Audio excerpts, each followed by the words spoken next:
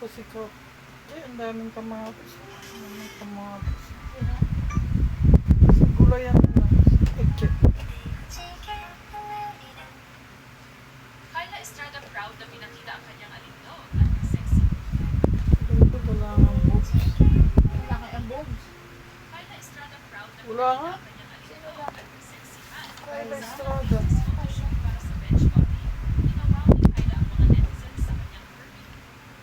Anak ni Jonas Fair. Ay, yung kontrabida. Payat lang din kasi nila maganda. Ba't uso naman yun? Tingnan mo nga si Julia Montes. Ay, Julia. Yung Julia parang di ba? Ma-appeal yun mo. Wala kang appeal.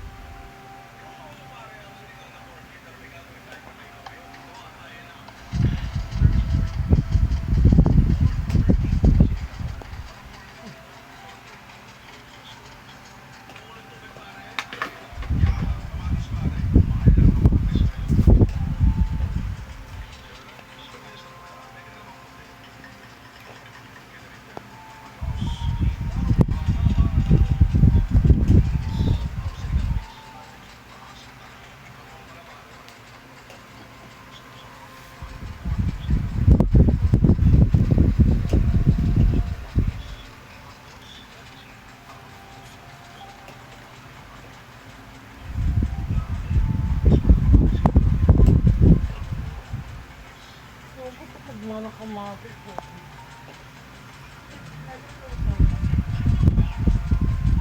Pagdating ng tagulit pagparoon. Sandamak-dak lang. Okay lang. Pwede ka naman makakapagpakinis eh. Mabuti na lang naging habit ko. Alam, mura. At mabuti na lang dati meron tayo palaging kamatis. Ay, mura lang yun.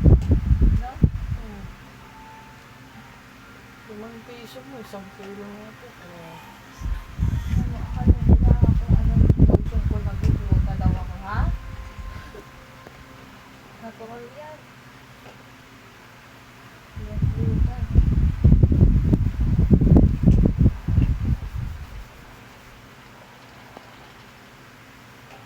Magpapawis na yan. Ewan ko kung mapula kayo dyan. Mangingitim kayo. sino? Diba? Pag nagpapawis. Nasa ano kasi yan, nasa dugo ng yan. Wala naman yan sa ano. Si ate mo naknak, di ba?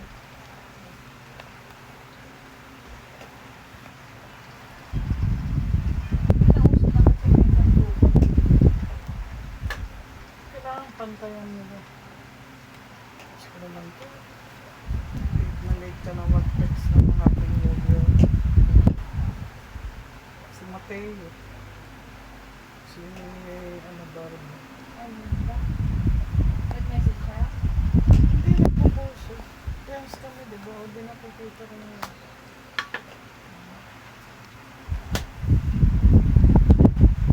Ito. Oh, presyo ng gulay sa Manawag Diyos. Ganito lang kamura kapag walang leader. Isang tanda. Isang daan.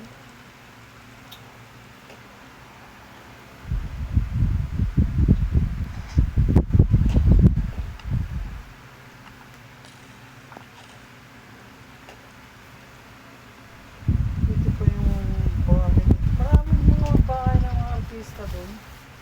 Dinaanan lang ng ano, California? Oo, Oo. sa Palace Hills.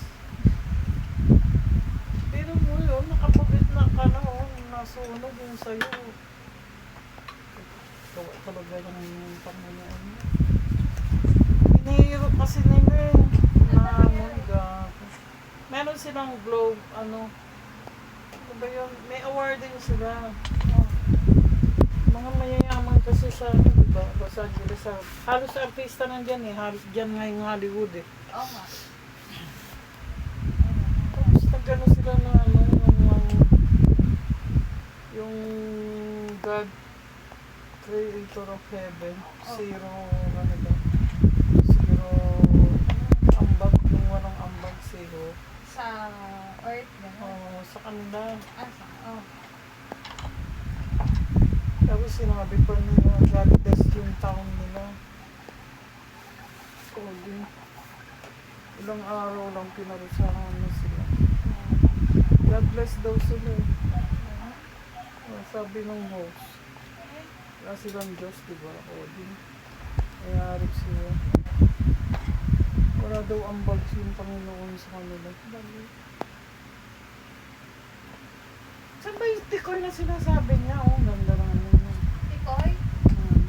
Si Tikoy, yung dating pageant dyan. Kasali kasi yun sa G's Gay. Ito, oh. Ang ganda ng sobre ng ano. Ito na yung gown niya. Tingin? Inarkela? Oo, ganda. Grabe, baka matabunan na si Iya. Ganda yung ball gown. Oo, oh, burgo. Meron parang 24. Oo. Dun sila nakakita. Kasi ate kasi ayaw maniwala sa mga... Kasi pag si bakla kasi... ano? Kilala ka daw ni Tikoy Jing. Friend mo daw siya dati. Dati nga. Kay diba? Tikoy pala siya ano? Tikoy nga. Dati nga, di ba? Sabi ko nga, di ba, hindi na kami close niyan. Hindi na kami close niyan. Si Andy na ang close niya. Kasi nga daw, pag nagpapabili pala ng mga tela yan. O kaya nga. Kaya nga, ako pa ninuutosan ni Andy, isa lang ang mas close. Hindi, ibig sabihin, nandiyan ka naman. Ako? Eh siya nandoon siya. Hindi. Si Andy nga nag-contact sa kanya. Hindi ko na nga friend kasi yan sa Facebook. Nagbigay na. Talaga to si ate, nagbigay na rin ng sobre bukas na lang ngayon. Bigay mo yung ano ko, sahod ko. 500 din sa akin. Hindi nag-reply yung mga kapatid niya. Wala akong ambag. Sila na naman talaga